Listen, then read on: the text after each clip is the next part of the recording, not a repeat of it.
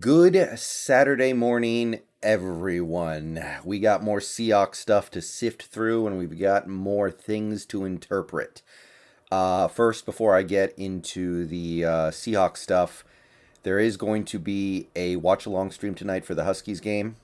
So you don't have to be a Huskies fan to participate in that. You don't have to care about college football at all. You can come by and we can talk about other stuff a little bit too. So if you want to talk about Seahawks football in an environment where I won't be playing a video game at the same time, then tonight's going to be a pretty good night. So 5 o'clock, stream should go live, and we're going to watch the Huskies, and I'll field your questions. So definitely show up if there's some football stuff you want to talk about. All right, so first item on the agenda, we got word on the compensation for the Ahkello Witherspoon trade. I said a 2022 sixth round pick. We got a 2023 fifth round pick. So in terms of pure value, it's basically the same thing because as you go a year down the line, your pick's value drops by about a round. Is the customary way teams do things. So a 2023 fifth carries about the same value as a 2022 sixth. So similar value, but it's a little different, and I'm good with it. I mean, I'm not good with the practice of bringing in Ahkello Witherspoon in the first place, only for him to completely wear out his welcome in like what 4 or 5 months. But that is what it is. Can't do anything about that now. All you can do is move on.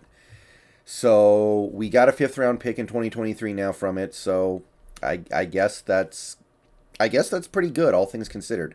You could have easily gotten basically nothing for him. You could have easily gotten like a seventh round pick for him, with how little he's done in his NFL career so far. So he is now off my depth chart. I already bumped him off earlier. So now we have to figure out the rest of this roster. So with Ahkello Witherspoon out, who is in? As of right now, nobody. The roster that I have right now has 54 players on it, but that includes Ogbuehi and Atkins. Ogbuehi is on the injured list, and Atkins is not signed yet. So it's actually 52, and that includes with Jake Luton. So there is room on this roster for one more player. A lot of people are assuming it's going to be Geno Atkins. That is certainly a believable thought. It would make a lot of sense to go ahead and bring him in, round out your defensive line, and go from there. It would make a lot of sense to maybe call up somebody like a Penny Hart, who you know can be part of this team this season. Maybe you call up a guy like a Robert Nkemdiche if you really want to add another defensive lineman. There are options out there. You could go sign Sherman, you could sign Austin Ryder. There are a lot of different things you can do with that spot. If I had to guess right now, I feel like the open spot right now is reserved for Atkins, but there are many useful ways to utilize that open spot. Now, I do have some good news mixed in with a little bit of confusion on my part in terms of the roster churn. So, Phil Haynes, he is back on the practice squad. I was a little confused when we released him. I thought it might come back to bite us. It did not. He slipped through waivers and we picked him back up. And that completes our practice squad without Jake Luton being part of it, or Luton. So this is your 17-man practice squad as of right now. And 17 players is all we can carry on the practice squad legally. So as of right now, what you see is what you get. One running back, four receivers, two tight ends, three offensive linemen, three defensive linemen, two linebackers, and two corners. So, on the one hand, I like that we kept Haynes because he had a good preseason and has shown potential in his past. I like that. On the other hand, as of right now, that means we're carrying three active roster quarterbacks: Wilson, Geno, and Luton. So is that what we're really going to do when the season starts? Because roster spots are precious, and I understand the NFL is allowing teams to activate two practice squatters a game this year, but even so, do you really want to use a roster spot on a third string quarterback when you could be using it on, I don't know, a fifth receiver, a sixth cornerback, 11th offensive lineman, somebody somewhere who actually has a realistic path to getting on the field. The path for a guy like Luton to get on the field is so thin, it's barely worth talking about. Now, if we end up cutting Luton because we bring in a couple more players, like a guy like Atkins and then maybe a guy like Sherman or some other cornerback, okay, you just cut Luton, and then there's no room for him on the practice squad, so you would then only be carrying 2 quarterbacks total. And I know this doesn't really matter, but I do think it's a good idea in general to carry one young, potential-laden quarterback on your practice squad. So I would be a little disappointed if Luton just got released and was done with the team, because I feel like he might be the young guy with a little bit of potential. So that's basically the roster churn situation right now, and I can't say I would be disappointed if Luton gets cut, because until a few days ago, I barely knew he existed. I knew the name, I knew he played a little bit for Jacksonville last year, but he was not on my radar. However, I do think there is something to be said for that model of having your starting quarterback, your backup quarterback, and then a young guy with upside who can be groomed on the practice squad. So if we end up carrying 3 quarterbacks on the 53-man, I don't get that. If we end up not having any quarterback on the practice squad and only 2 guys on the active roster, I'm not sure how much I like that. I would hope that if and when Luton gets released from the 53-man roster, we find room for him on the practice squad. Hello, Wager. Welcome to the channel, buddy. Gotta love those late night subs. All right, so that's about it for the roster churn stuff. I'm not going to sit here and act like I'm a giant Jake Luton fanboy, because I'm not. But I do like to have that young quarterback with upside on your practice squad. All right, so other than that, now on to something that's a little more important and weighty than talking about your third string quarterback.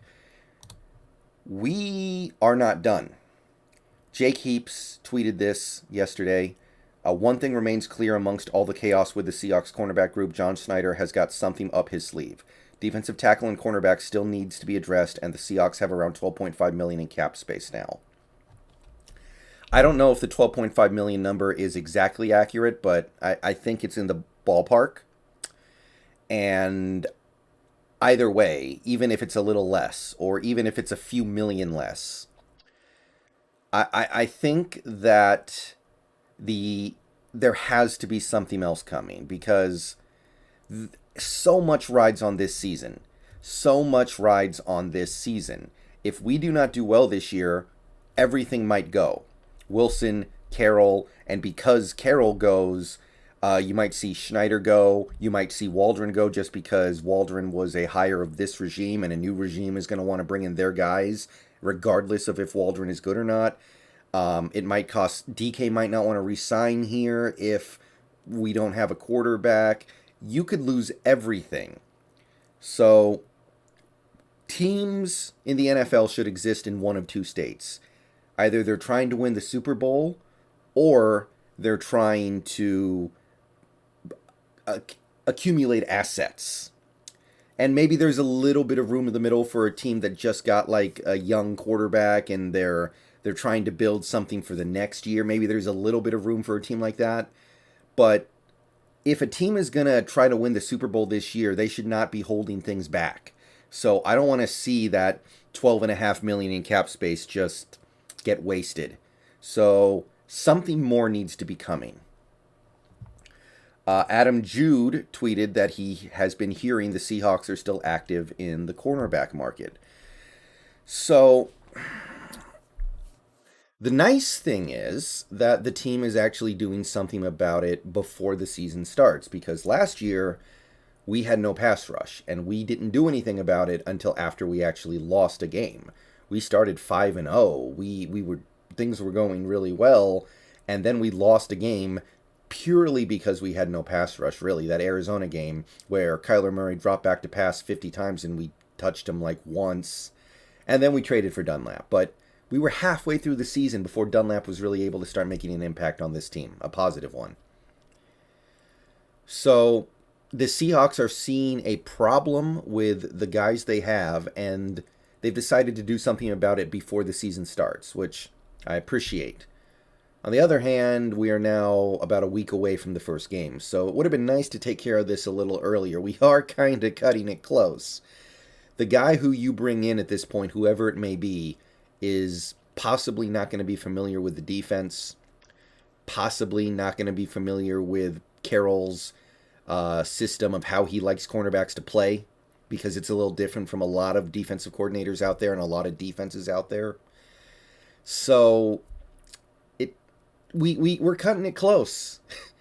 We're probably going to bring in a guy next week, and we may be looking to that guy to make meaningful contributions pretty quickly, and they will have just gotten here in time for the first game. So I kind of went after Pete and John a little bit in this morning's video about Witherspoon, because it was a swing and a miss, period. It was a swing and a miss, and they deserve to be called out for that. I love swinging, but you can like swinging, and you can still not like missing. So I appreciate the fact that they're realizing now that, hey, we have a problem. Let's take care of it now, not after we start losing games.